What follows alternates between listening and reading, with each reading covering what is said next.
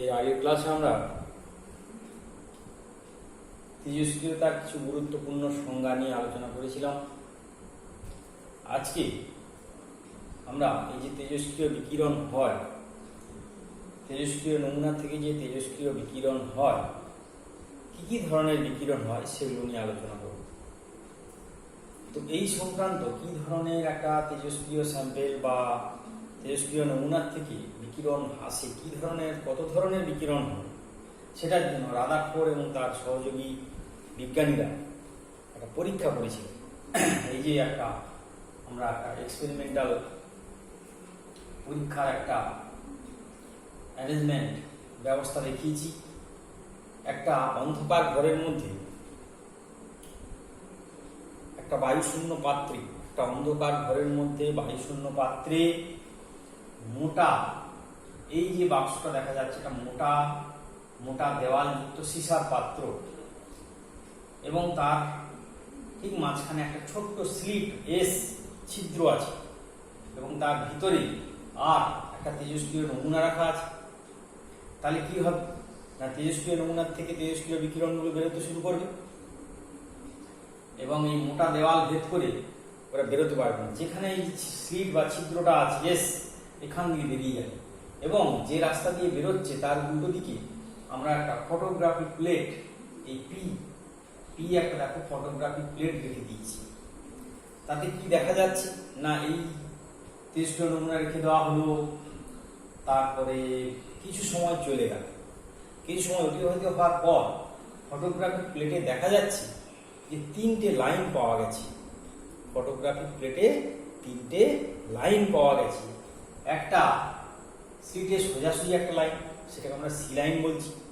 আর slit থেকে বাঁ দিকে একটা লাইন, সেটাকে আমরা এ লাইন বলছি। আর স্লিট থেকে ডান দিকে, স্লিটে সোজাসুজি থেকে ডান দিকে আর একটা লাইন, বি লাইন। 3টে লাইন পেয়েছি। এবার এই যে অ্যারেঞ্জমেন্টটা করা হয়েছে, এই অ্যারেঞ্জমেন্টটা অর্থাৎ যেদিক দিয়ে তেজস্ক্রিয় বিকিরণগুলো বেরিয়ে যাচ্ছে সেখানে একটা চৌম্বক ক্ষেত্র প্রয়োগ করা হয়েছে। এখানে ক্রস দিয়ে দেখানো হয়েছে চুম্বক ক্ষেত্রে বোর্ডের তলের উপরে লম্ব। চুম্বক ক্ষেত্র বোর্ডের, এই বোর্ডটার তলের উপরে লম্ব। তাহলে ফ্লেমিং এর বাম হস্ত নিয়ম অনুসারে আধানযুক্ত কণা বিভিন্ন দিকে বাঁকবে ফ্লেমিং এর বাম হস্ত নিয়ম অনুযায়ী। তো এখানে দেখা যাচ্ছে যে সোজাসুজি, অর্থাৎ স্লিটের সোজাসুজি যে রেখাটা পাওয়া গেছে ফটোগ্রাফিক প্লেটের উপরে, কিছু সময় পরে ফটোগ্রাফিক প্লেটের 3টে পরিষ্কার লাইন পাওয়া গেছে। সোজাসুজি যেটা পাওয়া গেছে সেটা সি লাইন, বাঁ দিকে যেটা এ লাইন, ডান দিকে যেটা বি লাইন। এবং আরো পরীক্ষার দ্বারা প্রমাণিত হলো এই বাঁ দিকে যে লাইনটা বেঁকে আসছে সেটা হচ্ছে ধনাত্মক আধানযুক্ত কণার স্রোত। বাঁ দিকের লাইনটা বেঁকে আসছে সেটা হচ্ছে ধনাত্মক আধানযুক্ত কণার স্রোত। সেটাকে বললেন, সেটাকে আরো সহযোগী বিজ্ঞানী বললেন ওটা হচ্ছে আলফা রশ্মি। ওই রশ্মিটার নাম দেওয়া হলো কি, আলফা রশ্মি। আর যেটা ডান দিকে যাচ্ছে সেটা ঋণাত্মক আধানযুক্ত কণার স্রোত, সেটার নাম দেওয়া হলো বিটা রশ্মি। আর একটা যেটা সোজাসুজি গিয়ে সি বিন্দুতে পৌঁছচ্ছে সেটা হচ্ছে গামা রশ্মি। এটা আধানবিহীন, এটা পরীক্ষার দ্বারা প্রমাণিত হলো। এবারে আমরা এক করে বলব যে আলফা রশ্মির প্রকৃতি। এই যে আলফা রশ্মি এই লাইনটা তৈরি করছে, আলফা রশ্মি প্রকৃতি অর্থাৎ নেচার অফ আলফা রে। পরীক্ষার দ্বারা প্রমাণিত হলো যে একটা আলফা রশ্মির আধান প্লাস আলফা রশ্মির আধান প্লাস 2e, ই হলো একটা ইলেকট্রনিক আধান, প্লাস 2e, একটা আলফা রশ্মির আধান হচ্ছে প্লাস 2e, আর ই হলো একটা ইলেকট্রনিক আধানের সমান। আর এটা ভর হলো 4টে প্রোটনের ভরের সমান। এর ভরটা হচ্ছে 4টি প্রোটনের ভরের সমান। ভর কত? ভর 4টি প্রোটনের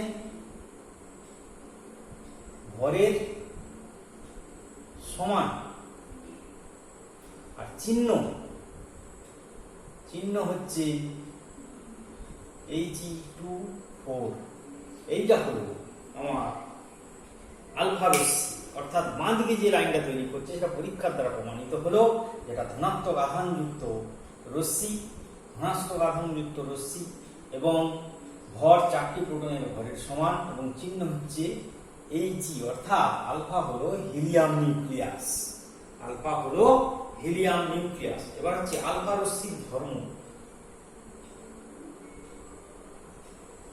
আলফা রশ্মির ধর্ম, প্রপার্টিজ।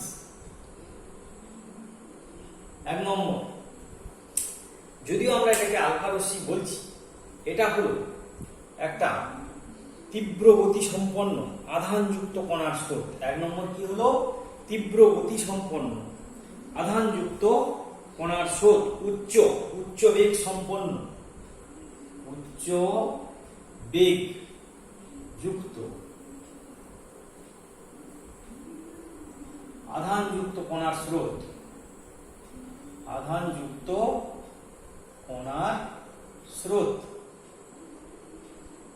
2 নম্বর, এদের বেগ, আসলে উচ্চ আধানযুক্ত কণার স্রোত এটা অ্যাকচুয়ালি হচ্ছে হিলিয়াম নিউক্লিয়াস H24।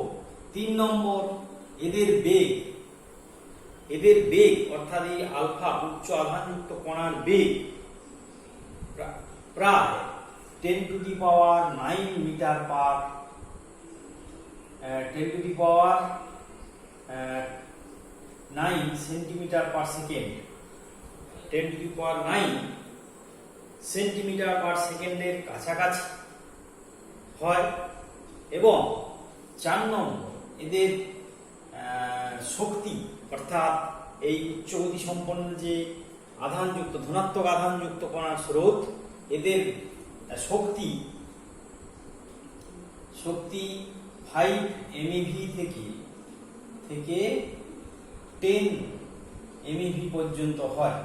অর্থাৎ এদের অধিকাংশ ক্ষেত্রে এদের প্রাথমিক গতিশক্তি 10, প্রাথমিক গতিশক্তি 5 MeV থেকে 10 MeV পর্যন্ত হয়। এদের ভেদন ক্ষমতা কম, অর্থাৎ এদের ভেদন ক্ষমতা কম, এদের ভেদন ক্ষমতা আলফা রশ্মির ভেদন ক্ষমতা কম। 1/10 mm পুরু অ্যালুমিনিয়াম পাত দ্বারা শোষিত হয়, অ্যালুমিনিয়াম পাত দ্বারা শোষিত হয়। এদের ভেদন ক্ষমতা কম এবং আলফা রশ্মি 1/10 মিলিমিটার পুরু অ্যালুমিনিয়াম পাত দ্বারা শোষিত হয়। এর ভেদন ক্ষমতা কম হলেও এর আয়নন ক্ষমতা বেশি, গ্যাসকে আয়নিত করা ক্ষমতা অনেক বেশি। ভেদন ক্ষমতা কম কিন্তু আয়নন ক্ষমতা বা আয়নিত করার ক্ষমতা অনেক বেশি, এবং সেটা দেখা যাচ্ছে বিটা এবং গামার তুলনায় অনেক বেশি। 7 নম্বর হচ্ছে আলফা রশ্মি ফটোগ্রাফিক প্লেটের ক্ষতি করে এবং আমাদের মানব দেহের কোষকেও ক্ষতিগ্রস্ত করে। আলফা ফটোগ্রাফিক প্লেটেও ক্ষতিগ্রস্ত করে এবং মানব দেহের কোষকেও ক্ষতিগ্রস্ত করে। আলফা রশ্মি ক্ষতিকারক, অর্থাৎ মানব দেহের কোষকেও ক্ষতিগ্রস্ত করে এবং ফটোগ্রাফিক প্লেটকেও ক্ষতিগ্রস্ত করে। 8 নম্বর, এটা নিউক্লিয় বিক্রিয়া এবং কৃত্রিম মৌলান্তরের কাজে, নিউক্লিয় বিক্রিয়া এবং কৃত্রিম মৌলান্তরের কাজে আলফা রশ্মিকে ব্যবহার করা হয়। এই হলো আমাদের আলফা রশ্মি, অর্থাৎ বাঁ দিকে যে লাইনটা পাওয়া গেছিল সেটা হচ্ছে উচ্চ বেগযুক্ত আধানযুক্ত কণার স্রোত, ধনাত্মক আধান, অ্যাকচুয়ালি সেটা হচ্ছে হিলিয়াম নিউক্লিয়াস। এদের প্রাথমিক বেগ প্রায় 10⁻9 সেন্টিমিটার পার সেকেন্ড থাকে। প্রাথমিক গতিশক্তি 5 মিলিয়ন ইলেকট্রন ভোল্ট থেকে 10 মিলিয়ন ইলেকট্রন ভোল্টের কাছাকাছি হয়। এটার ভেদন ক্ষমতা কম, 1/10 মিলিমিটার পুরু অ্যালুমিনিয়াম পাত দ্বারা এটা শোষিত হয়। আয়নন ক্ষমতা, এদের ভেদন ক্ষমতা কম হলে আয়নন ক্ষমতা অনেক বেশি। এটা আমাদের মানবদেহের কোষের পক্ষে খুবই ক্ষতিকারক এবং ফটোগ্রাফিতে ক্ষতি করে। এই আলফা রশ্মিকে এখানে কৃত্রিম মৌলান্তরের কাজে ব্যবহার করা হয়। কৃত্রিম মৌলান্তরের কাজে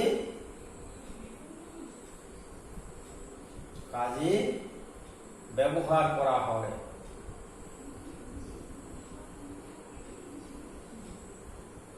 এই হলো আমাদের আলফা রশ্মির প্রকৃতি এবং আলফা রশ্মির ধর্ম। এবারে আমরা আলোচনা করব বিটা রশ্মির প্রকৃতি এবং বিটা রশ্মির ধর্ম।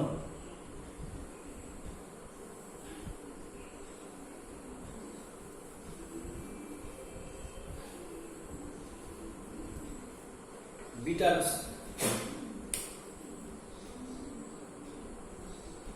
রশ্মির প্রকৃতি আর বিটা রশ্মির ধর্ম। বিটা রশ্মির প্রকৃতি এবং বিটা রশ্মির ধর্ম। বিটা রশ্মি একটা ঋণাত্মক আধানযুক্ত কণার স্রোত। বিটা রশ্মি হচ্ছে একটা ঋণাত্মক আধানযুক্ত কণার স্রোত। এর আধান হচ্ছে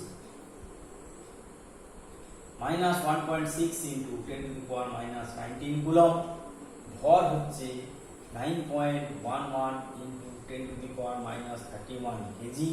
চিহ্ন হচ্ছে বিটা -10 বা E-10। তার মানে বিটা রশ্মি হলো ঋণাত্মক আধানযুক্ত কণার স্রোত। এর আধান -1.6 ইন্টু 10⁻⁻19 কুলম্ব।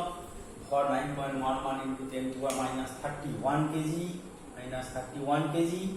চিহ্ন হচ্ছে -1 বিটা 0 অথবা -1 E0। এই হচ্ছে বিটা রশ্মির প্রকৃতি। এবার বিটা রশ্মির আমরা ধর্মগুলো বলব। এটা রশ্মি নয়, এটা উচ্চ। এটা কিন্তু রশ্মি নয়, এটা হচ্ছে উচ্চ গতিসম্পন্ন ঋণাত্মক আধানযুক্ত কণার স্রোত।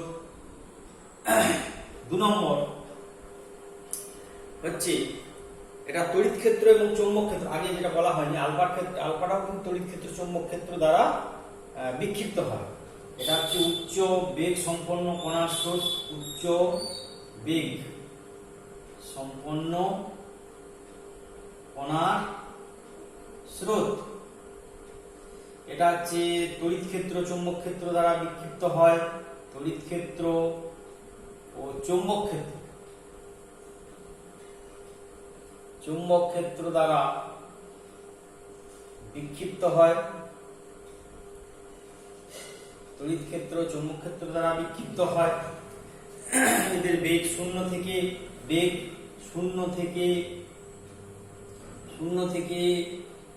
ইন্টু 10⁻10 cm পার সেকেন্ড এর কাছাকাছি হয়। এদের বেগ শূন্য থেকে 10⁻10 সেন্টিমিটার পার সেকেন্ডের কাছাকাছি হয়।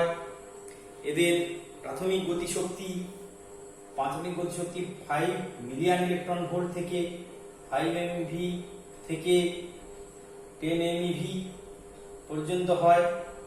এদের ভেদন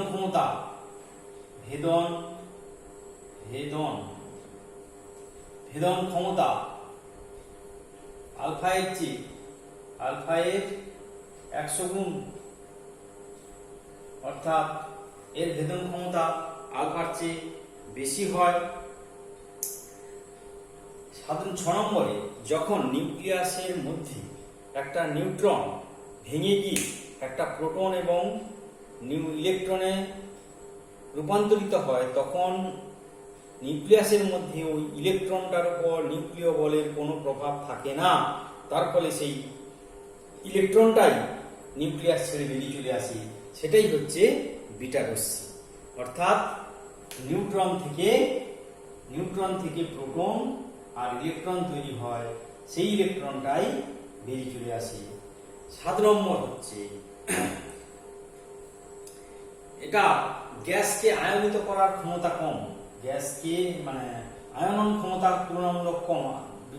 আলফা এর তুলনায় আয়নন ক্ষমতা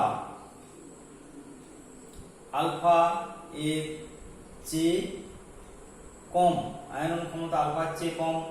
এবং এর ফটোগ্রাফিক এবং আমাদের মানে মানব কোষকে অনেক বেশি ক্ষতি করতে পারে। আলফা এর চেয়ে এর ক্ষতিকারক প্রভাব অনেক বেশি, অর্থাৎ আলফা এর চেয়ে এর আয়নন ক্ষমতা কম, কিন্তু মানব দেহের কোষ এবং ফটোগ্রাফিকে অত্যন্ত বেশি পরিমাণে ক্ষতিগ্রস্ত করে দিতে পারে। ভেদন ক্ষমতা আলফা এর চেয়ে 100 গুণ, কিন্তু এর আয়নন ক্ষমতা আলফা এর চেয়ে অনেক কম এবং আলফা এর চেয়ে ক্ষতি করার ক্ষমতা অনেক বেশি। কারণ এটা হলো উচ্চ বেগ সম্পন্ন কণার স্রোত, নেগেটিভ আধানযুক্ত, তড়িৎ ক্ষেত্র চৌম্বক ক্ষেত্র দ্বারা বিক্ষিপ্ত হয়। এদের বেগ 0 থেকে 3 × 10⁻10 সেন্টিমিটার/সেকেন্ডের কাছাকাছি হয়, অর্থাৎ আলোর বেগের কাছাকাছি হয়। এদের ভেদন ক্ষমতা আলফা এর প্রায় 100 গুণ। আর এটা 9 নম্বর এটা লেখা হয়নি, একটা অ্যালুমিনিয়াম 1 সেন্টিমিটার পুরু 1 cm পুরু অ্যালুমিনিয়াম পাত দ্বারা শোষিত হয়। এর ভেদন ক্ষমতা অনেকটা বেশি, সেই জন্য এটা 1 সেন্টিমিটার পুরু অ্যালুমিনিয়াম পাত দ্বারা শোষিত হয়। আর একটা হলো 10 নম্বর, 1930 সালে উলফগ্যাং পাউলিং প্রথম বলেছিলেন, উলফগ্যাং পাউলিং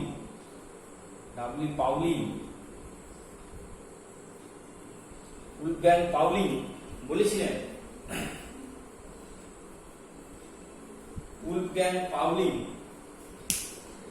বলেছিলেন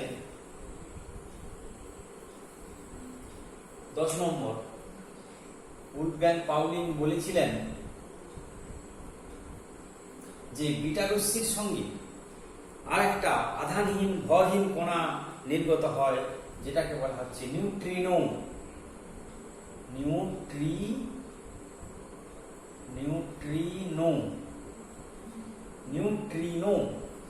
1930 সালে উলফগ্যাং পাউলিং বলেছিলেন যে বিটা নিঃসরণের সময় একটা আধানহীন এবং ভরহীন কণা নিঃসৃত হয়, যেটার নাম নিউট্রিনো। এই গেল আমাদের বিটা রশ্মির প্রকৃতি। এরপরে আমরা দেখব গামা রশ্মির প্রকৃতি।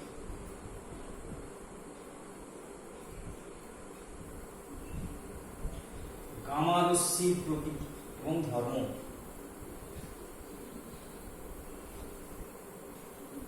গামা রশ্মির প্রকৃতি ও ধর্ম।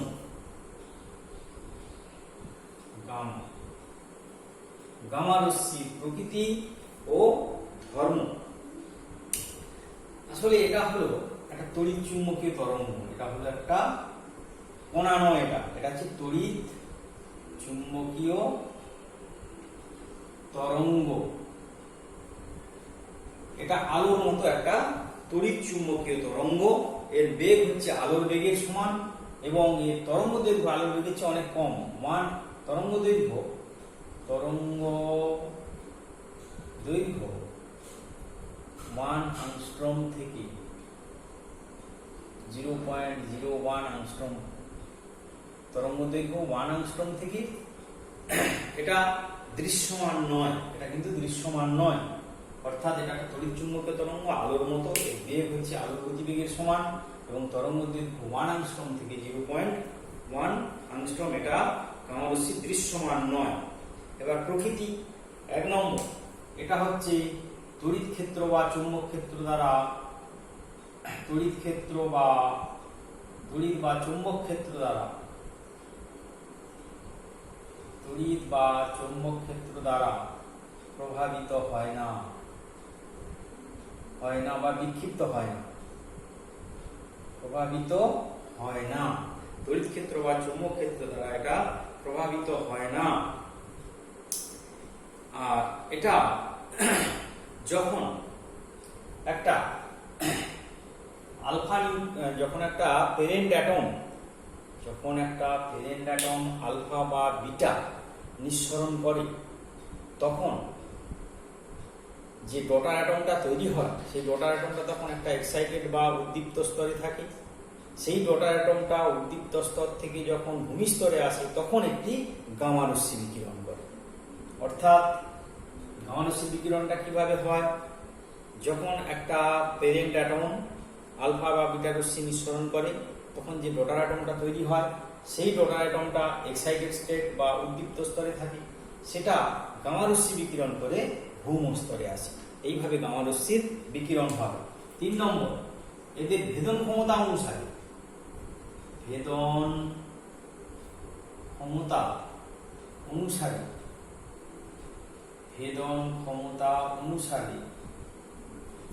ক্ষমতা অনুসারে আলফা ইস টু বিটা, আলফার ভেদন ক্ষমতা ইস টু বিটার ভেদন ক্ষমতা ইস টু গামার ভেদন ক্ষমতা 1:100 ইস টু 10,000। অর্থাৎ গামা এর ভেদন ক্ষমতা সবচেয়ে বেশি। আবার 4 নম্বর, গামা এর আয়নন ক্ষমতা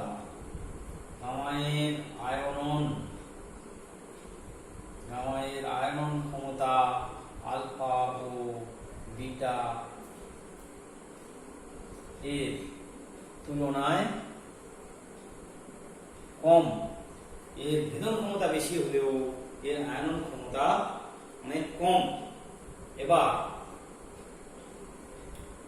5 নম্বর হচ্ছে, এটা তীব্র ক্ষতিকারক, এটা মানবদেহের কোষের পক্ষে এবং ফটোগ্রাফি প্লেটের পক্ষে অত্যন্ত ক্ষতিকারক। এই মানবদেহের কোষকে ধ্বংস করে দিতে পারে। সেই জন্য ক্যান্সারগ্রস্ত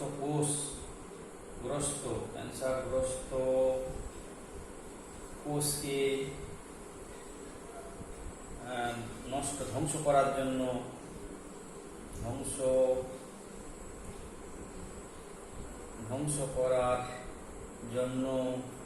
টিউমার ধ্বংস করার জন্য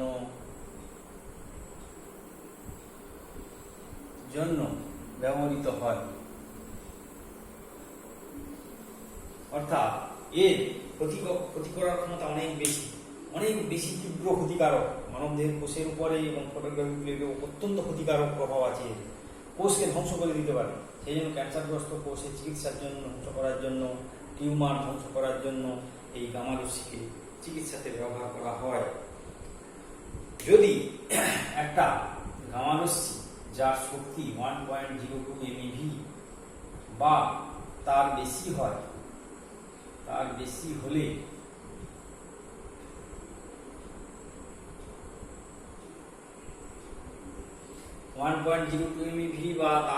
হলে যখন একটি ভারী নিউক্লিয়াসের পাশ দিয়ে এই শক্তি সম্পন্ন কোনো গামা রশ্মি যায়, তখন ওই গামা রশ্মিটা ভেঙে গিয়ে কি হয়? গামা রশ্মিটা ভেঙে গিয়ে দুটো এতে হয়, একটা হয় পজিট্রন আর প্লাস একটা ইলেকট্রন। একটা পজিট্রন এবং একটা ইলেকট্রন তৈরি হয়। অর্থাৎ একটি ইলেকট্রন আর একটি পজিট্রনে রূপান্তরিত হয়। একটা ইলেকট্রন, অর্থাৎ একটা গামা রশ্মি 1.02 MeV বা তার বেশি শক্তি সম্পন্ন গামা রশ্মি যখন একটা ভারী নিউক্লিয়াসের পাশ দিয়ে যায়, তখন গামা রশ্মি ভেঙে পজিট্রন এবং ইলেকট্রনে রূপান্তরিত হয়। পজিট্রন হলো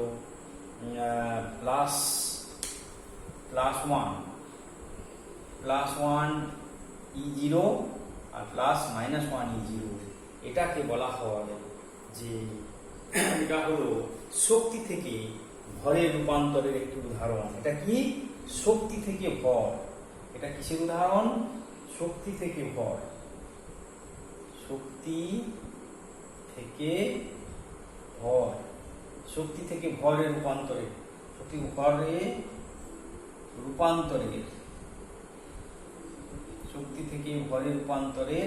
উদাহরণ।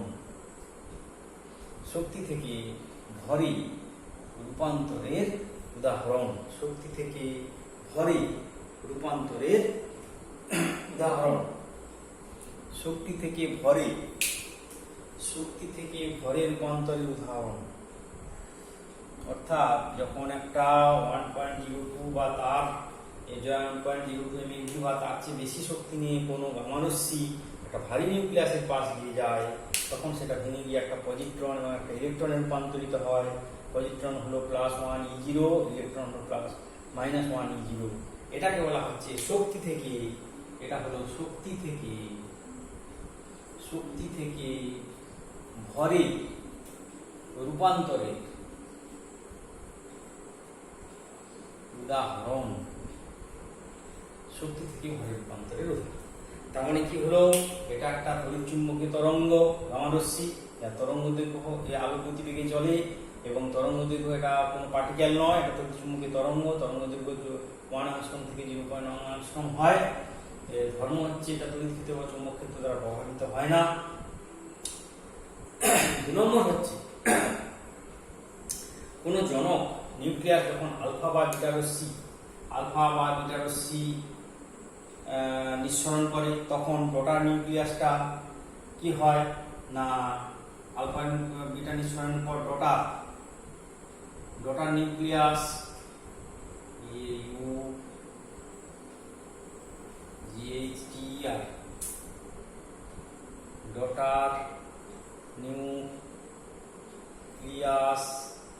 ডটার নিউক্লিয়াস এক্সাইটেড স্টেটে থাকে। সেখান থেকে গামা রশ্মি বিকিরণ করে গ্রাউন্ড স্টেটে চলে আসে।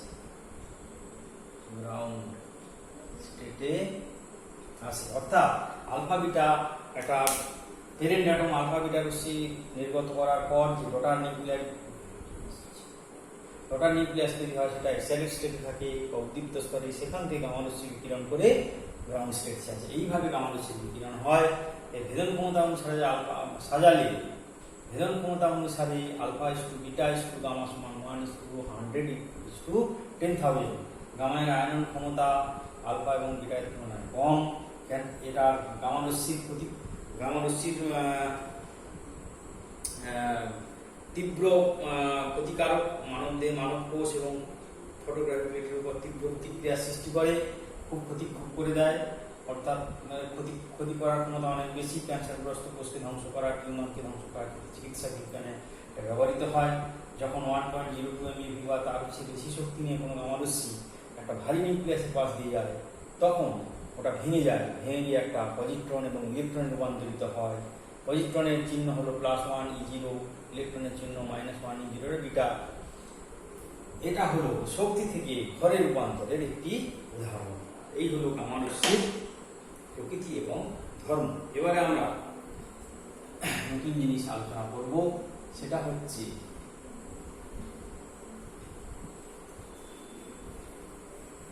তেজস্ক্রিয় বিকিরণের সূত্র। তেজস্ক্রিয় বিঘটনের সূত্র। তেজস্ক্রিয় বিঘটনের সূত্র।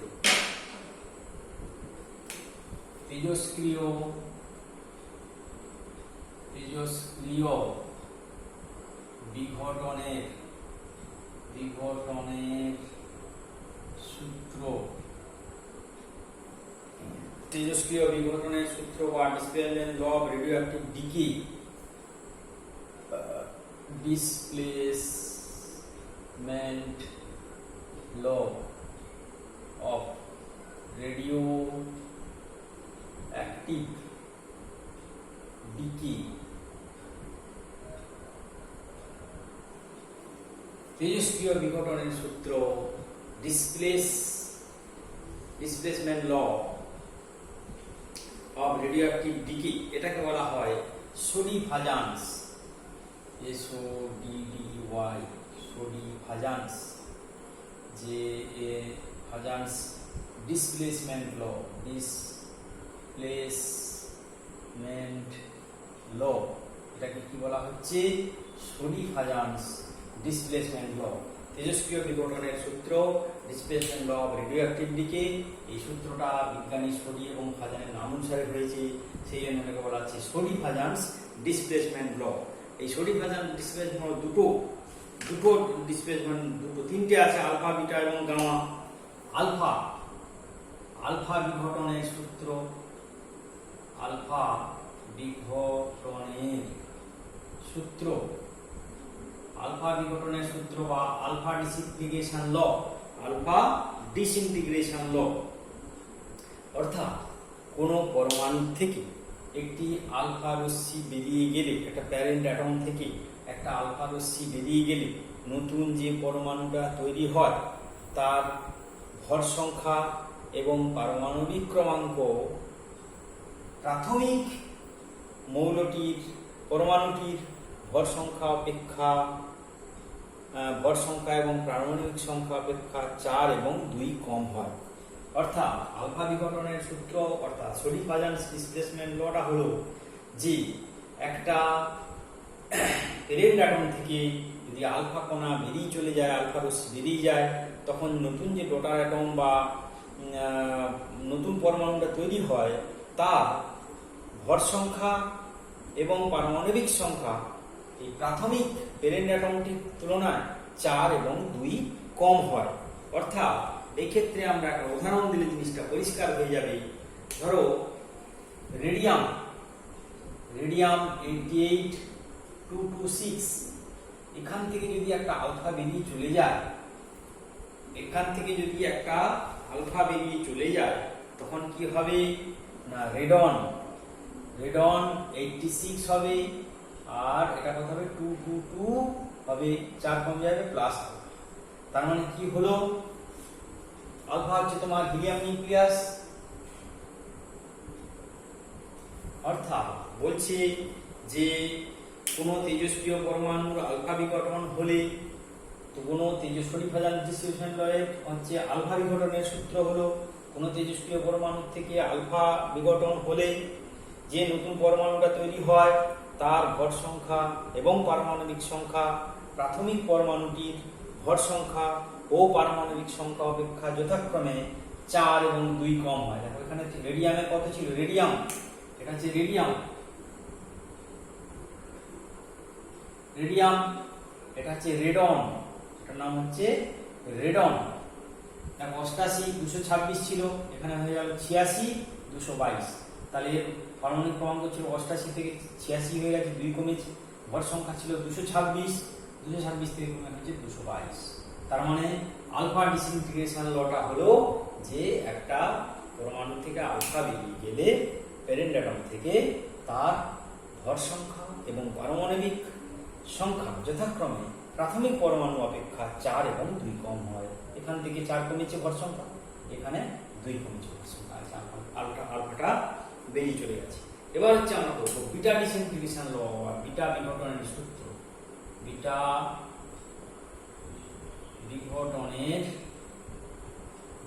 বিঘটনের সূত্র অর্থাৎ এখানে বিটা বিঘটনের সূত্র হলো একটা পরমাণু থেকে প্যারেন্ট অ্যাটম থেকে যখন একটা বিটা বেরিয়ে চলে যাবে তখন তার ভর সংখ্যার কোনো পরিবর্তন হবে না, শুধুমাত্র তার পরমাণু ক্রমাঙ্ক 1 বেড়ে যাবে। অর্থাৎ তার পারমাণবিক সংখ্যা 1 বেড়ে যাবে, কিন্তু ভর সংখ্যার কোনো পরিবর্তন হবে না। যেমন থোরিয়াম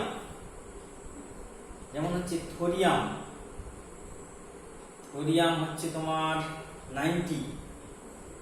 234 থোরিয়াম হচ্ছে এইটা, এখান থেকে হবে PA, অর্থাৎ এটা হবে 91,234 প্লাস বিটা। এখানে কি হবে, থোরিয়াম থেকে এটা PAটাকে প্রোটো অ্যাক্টিনিয়াম,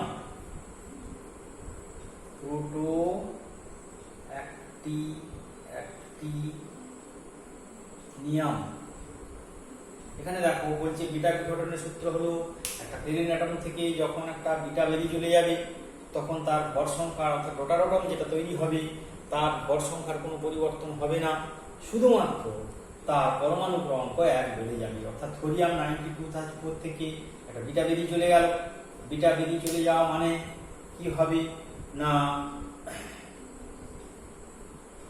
না তার পরমাণু ক্রমাঙ্ক 1 বেড়ে গেল, 90 থেকে 91 হয়ে গেল, তখন সেটা প্রোটো অ্যাক্টিনিয়াম হয়ে গেল। আর তার ভর সংখ্যা কিন্তু যেমন ছিল 234 সেটা থেকে গেল। লাস্ট হচ্ছে আলফা রশ্মি বিকিরণের নিয়ম। গামা রশ্মি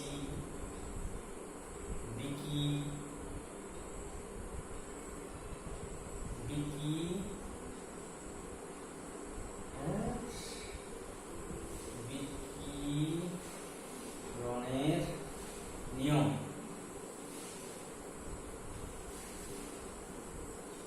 গামা রশ্মি বিকিরণের নিয়ম এটা হচ্ছে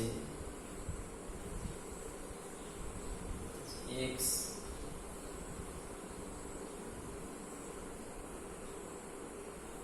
y স্টার, তারপরে চলে আসছে তোমার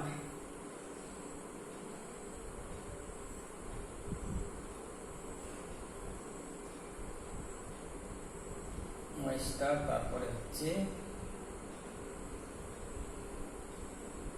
y। এখানে আলফা বা বিটা বেরিয়ে চলে আসছে। অর্থাৎ এক্সটা হলো প্যারেন্ট অ্যাটমের গ্রাউন্ড স্টেট, প্যারেন্ট অ্যাটম, এটা এক্সটা হলো প্যারেন্ট অ্যাটম, সেখান থেকে আলফা একটা বিটা চলে এলো। তখন যে ডটার অ্যাটমটা তৈরি হলো সেই ডটার অ্যাটমের এক্সাইটেড স্টেট বা উদ্দীপ্ত স্তর হলো ওয়াই স্টার দিয়ে আমরা এই এক্স থেকে যখন আলফা এবং আলফা বা বিটা বেরিয়ে চলে গেল, তখন যে ডটার অ্যাটমটা তৈরি হলো সেটা একটা উদ্দীপ্ত স্তরে থাকে, সেটা বললাম, মনে করলাম ওয়াই স্টার। সেখান থেকে আবার গামা রশ্মি বিকিরণ হবে, গামা রশ্মি বিকিরণ হয়ে এটা গামা রশ্মি বিকিরণ হবে। অর্থাৎ এটা যে গামা রশ্মি, এখান থেকে আলফা বিটা রশ্মি বেরোচ্ছে, তারপরে আলফা বা বিটা, তারপরে ডটার অ্যাটমটা এক্সাইটেড স্টেটে চলে যাচ্ছে, সেখান থেকে ও গামা রশ্মি বিকিরণ করে গ্রাউন্ড স্টেটে চলে আসবে। এটা হচ্ছে প্যারেন্ট অ্যাটম, এটা হচ্ছে ডটার অ্যাটমের এক্সাইটেড স্টেট ওয়াই স্টার, আর ওয়াইটা হচ্ছে তোমার ডটার অ্যাটমের গ্রাউন্ড স্টেট। শুধুমাত্র গামা রশ্মি বিকিরণের ক্ষেত্রে পারমাণবিক সংখ্যা এবং ভর সংখ্যার কোনো পরিবর্তন হয় না। গামা রশ্মি বিকিরণের ক্ষেত্রে ভর সংখ্যা এবং পারমাণবিক সংখ্যার কোনো পরিবর্তন হয় না। এখানে মনে রাখতে হবে আমাদের একটা, যে যখন একটা রেডিও অ্যাক্টিভ স্যাম্পেল থেকে তেজস্ক্রিয় বিকিরণ বেরোয়, সবগুলো একসঙ্গে কিন্তু বেরোয় না, আলফা বা বিটা একসঙ্গে বেরোয় না, শুধু হয় আলফা বেরোবে নাহলে বিটা বেরোবে। কোন কোন ক্ষেত্রে আলফা বা বিটা বেরোনোর সম্ভাবনা থাকে?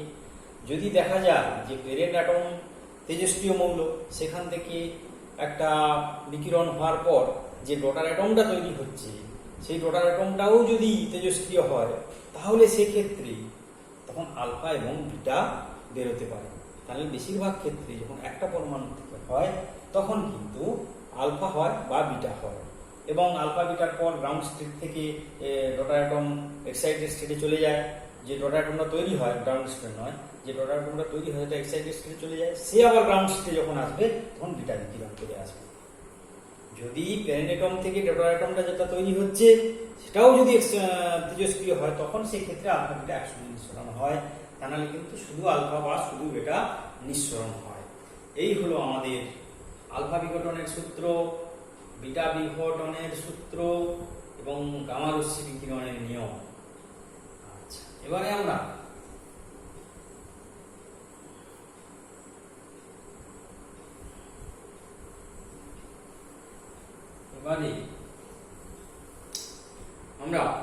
Conservation law of atomic number and mass number, ভর সংখ্যার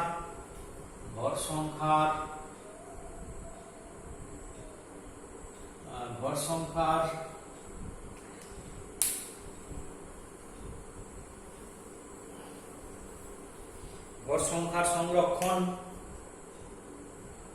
ভর সংখ্যার সংরক্ষণ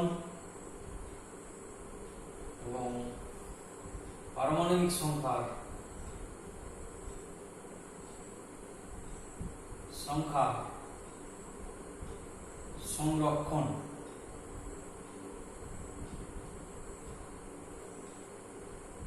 অর্থাৎ যখন তেজস্ক্রিয় বিঘটনে যখন একটা মৌলের থেকে তেজস্ক্রিয় বিঘটন হয়, সেক্ষেত্রে তেজস্ক্রিয় বিঘটনের পরে, আগে এবং পরে মোট প্রোটন এবং নিউট্রন সংখ্যার যোগফল কিন্তু একই থাকে। মোট প্রোটন এবং নিউট্রন সংখ্যার যোগফল কিন্তু একই থাকে। প্রোটন এবং নিউট্রন সংখ্যার যোগফল কিন্তু একই থাকে, অর্থাৎ ভর সংখ্যা একই থাকে, ভর সংখ্যার কোনো পরিবর্তন হয় না। অর্থাৎ তেজস্ক্রিয় বিঘটনের ফলে যে নতুন মৌল তৈরি হয়, যেটার থেকে বিঘটন হলো, তাদের মোট প্রোটন সংখ্যা এবং নিউট্রন সংখ্যা একই থাকে, অর্থাৎ ভর সংখ্যা একই থাকে। এবং পারমাণবিক সংখ্যার সংরক্ষণ বলতে তেজস্ক্রিয় বিঘটনের ক্ষেত্রে একটা মৌল থেকে যখন আরেকটা মৌল তৈরি হয় আলফা বা বিটা নিঃসরণের ফলে, সেক্ষেত্রেও কিন্তু তাদের পারমাণবিক সংখ্যা সংরক্ষণ হয়। সেক্ষেত্রেও তাদের পারমাণবিক সংখ্যার সংরক্ষণ হয়। যেমন আমরা একটা উদাহরণ, আগের উদাহরণটাই দেখি। একটা উদাহরণের সাহায্যে বলা যেতে পারে, ধরো রেডিয়াম, এটা 88,226 ছিল, এখান থেকে কি হচ্ছে রেডন 86,222, আর এটা কি ছিল আলফা, হিলিয়াম 24। ভালো করে লক্ষ্য করো, এখানে প্রোটন ভর সংখ্যা কত ছিল 226, আর প্রোটন সংখ্যা কত ছিল 88। তাহলে এখানে কত ছিল 226 প্লাস এর 4, আলফা এর 4টে, তাহলে 222 প্লাস 4 226, আর এর কত হচ্ছে 86 প্লাস 2। এই রেডনের প্রোটন সংখ্যা হচ্ছে পারমাণবিক সংখ্যা 86 আর এর 2, তাহলে 86 2 88, আর 222 যোগ 4 সমান 226, এর ছিল 88 আর 226। অর্থাৎ তেজস্ক্রিয় বিঘটনের ফলে মৌলগুলির মোট প্রোটন এবং নিউট্রন সংখ্যা একই থাকে, অর্থাৎ ভর সংখ্যা একই থাকে এবং পারমাণবিক সংখ্যাও একই থাকে। এটাকে আমরা বলছি ভর সংখ্যা সংরক্ষণ, আর একটা বলছি পারমাণবিক সংখ্যার সংরক্ষণ। এই হলো ভর সংখ্যা এবং পারমাণবিক সংখ্যার সংরক্ষণ, অর্থাৎ বিঘটনের আগে এবং বিঘটনের পরে। অর্থাৎ আমরা দেখলাম যে বিঘটনের আগে প্রোটন সংখ্যা আর ভর সংখ্যা যা ছিল, বিঘটনের পরেও সেই প্রোটন সংখ্যা এবং ভর সংখ্যা একই থাকছে। প্রোটন সংখ্যা 86 প্লাস 2 88, এবং বা পারমাণবিক ক্রমাঙ্ক এবং ভর সংখ্যা 222 প্লাস 4 226, 222 প্লাস 4 226 একই থাকছে। এবার যেটা আমরা বলবো সেটা হচ্ছে ডিসইন্টিগ্রেশন এনার্জি বা বিঘটন শক্তি।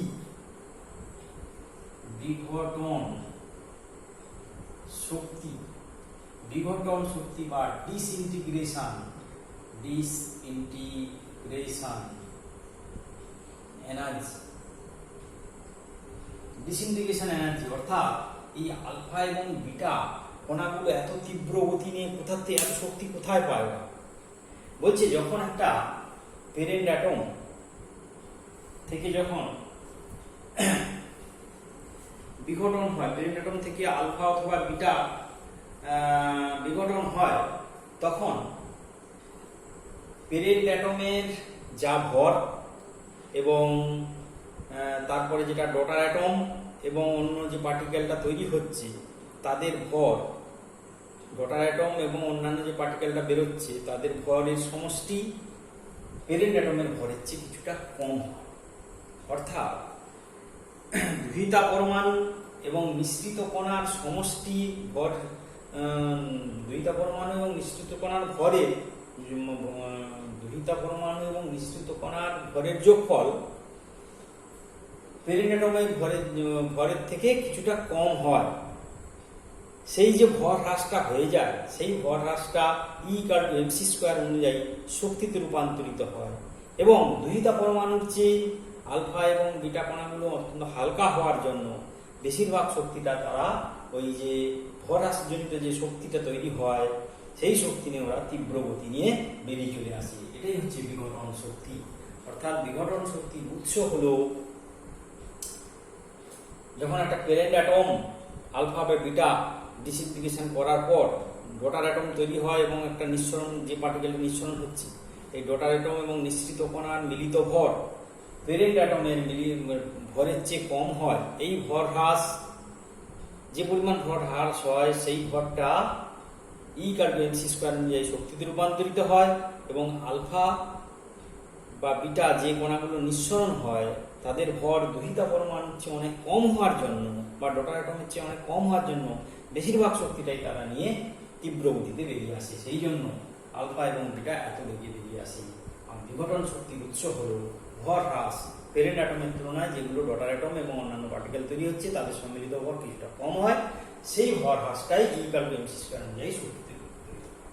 এই হলো বিঘটন শক্তি বা ডিসইন্টিগ্রেশন এনার্জি। আজকে এই পর্যন্ত। এর পরের ক্লাসে আমরা এক্সপোনেনশিয়াল ল অফ রেডিও অ্যাক্টিভিটিকে নিয়ে আলোচনা করব।